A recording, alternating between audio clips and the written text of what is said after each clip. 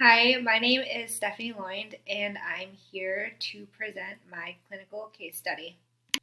This case study today is on a patient. Her name is Elsie. Elsie is a 32-year-old female. She is about 175 centimeters tall, which equals out to about 5 feet 9 inches tall. She weighs 53.6 kilograms, which comes out to about 118 pounds. And her BMI is 17.4. So, usual body weight for a female of her height is going to be about 61 kilograms or 139 pounds. So, judging by her low BMI score and her actual body weight of 118 pounds, Elsie would be considered underweight.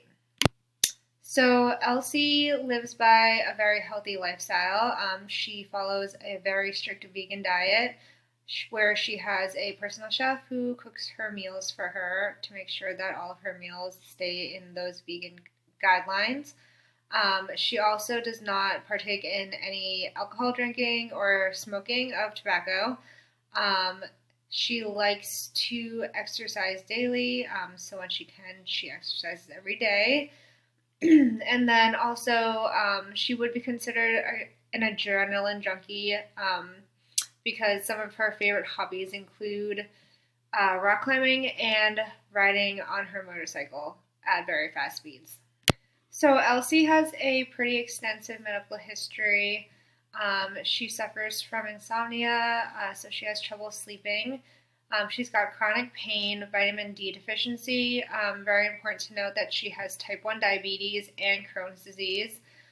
She has a vitamin B12 deficiency, and she has suffered from a few injuries. Of those include pelvic fracture, pancreatitis that was due to a traumatic injury, and a right shoulder rotator cuff that was due to rock climbing. So Elsie has had a previous surgery. She had to get 70 centimeters of her ileum removed from her small intestine, and so that was the terminal ileal resection surgery. And so medications that she is currently taking is Cimzia for her Crohn's disease, and she's also taking a vitamin B12 supplement for her terminal ileal resection. So a little bit more about Elsie is that she is an archaeologist.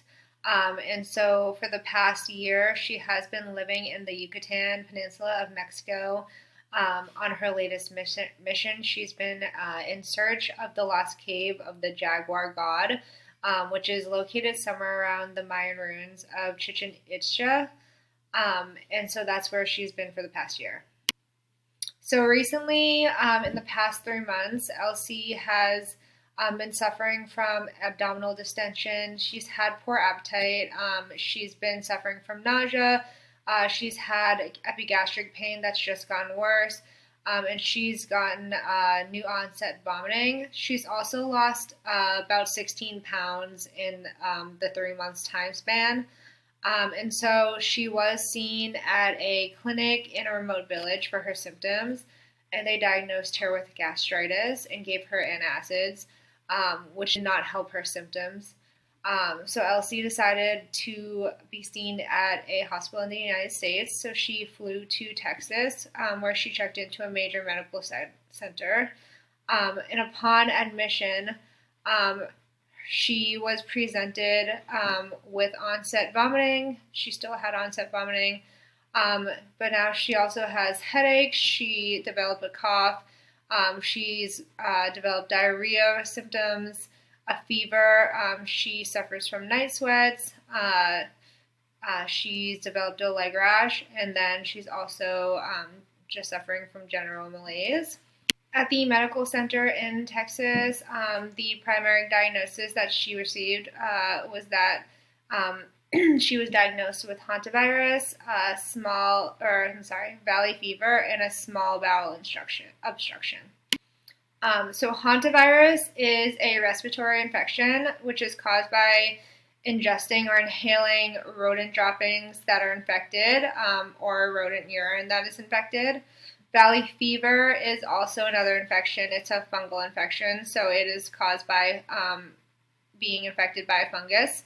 And then her small bowel obstruction was due to ascariasis, which is the ingesting of eggs from roundworms.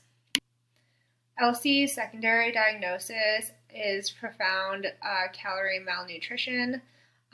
Since she has been at the medical center in Texas, her conditions have just got worse. They've not improved at all, and so she's actually developed hypotension and pulmonary edema, and so she was moved to intensive care unit and put on a mechanical ventilation system. And so, as you can see here, x-rays were ordered. They revealed a curvilinear soft tissue density cords and gaseous dilation in the stomach. There were also multiple loops of the small bowel and airfield tubular structures, as you can see in the above picture. The doctors did a abdominal ultrasound as well, which showed the same curvilinear structures, and also showed very big and massive dilated loops of the small bowel that were not peristaltic. A CT scan was also performed, and it also showed a small mass in the distal jejunum, which was revealed as an obstruction of the small bowel. Elsie was then brought in to have an exploratory laparotomy, where they found 100 centimeters of her jejunum to be completely necrotic. The roundworm, along with the bezoar mass and a perforation in the duodenum, were also found during the laparotomy. And so they had to go in and remove Elsie's all of her duodenum, and then 100 centimeters of the necrotic jejunum were also removed. Elsie also got a lot of lab work done on her, and so some of her lab results came back showing that she had higher than normal levels, which for most of the lab results indicate some sort of organ damage. So the BUN levels were higher than normal, and the creatinine levels were also a lot higher than normal. And those two levels can indicate that there is some sort of kidney dysfunction or kidney failure. Her alkaline phosphatase levels were elevated, which can indicate some sort of liver disease, possible bile duct obstruction, and possible bone disorders. Her alanine aminotransferase lab results were also higher than normal, which can indicate liver dysfunction, specifically liver damage, maybe an infection of the liver or liver disease. Aspartate aminotransferase levels, when they're too high, are an indication of liver and kidney damage. Her white blood cell count was also high, which means that her body is trying to fight off some sort of inflammation, some kind of infection or trauma, possibly some allergies or possible other diseases. Her neutrophils absolute results showed an increased production, which can be due to infection. Her vitamin D 25-hydroxy levels were also elevated, which can be caused by taking too many supplements, which can lead to liver and kidney problems. Her hemoglobin levels were also higher, which can be an indication of diabetes, which is known that she does have type 1 diabetes. And lastly, her C-reactive protein levels are way too high, which can be caused by inflammation that's due to infection. After going through Elsie's diagnoses, her symptoms, her past medical history, the imaging tests, and the lab results, it can be concluded that Elsie is suffering from chronic kidney disease due to the pre-existing conditions, specifically diabetes, her bowel obstruction, and malabsorption and malnutrition issues. So Elsie's problem or nutritional diagnosis is going to be malnutrition and nutrient malabsorption, evidenced by organ failure, specifically the chronic kidney disease that was caused by type 1 diabetes, her short bowel syndrome due to her terminal ileal resection, and the bowel obstruction. Again, the etiology of her nutritional diagnosis is going to be the pre-existing conditions, her Crohn's disease and her diabetes, the ileal resection, so the removal of her ileum in her small intestine, and the small bowel obstruction due to the roundworms. The signs and symptoms we saw in LC for the nutritional diagnosis are going to be, you see the abdominal distension, the poor appetite, the 16-pound weight loss, her nausea, epigastric pain, the vomiting, the hypotension, and the pulmonary edema.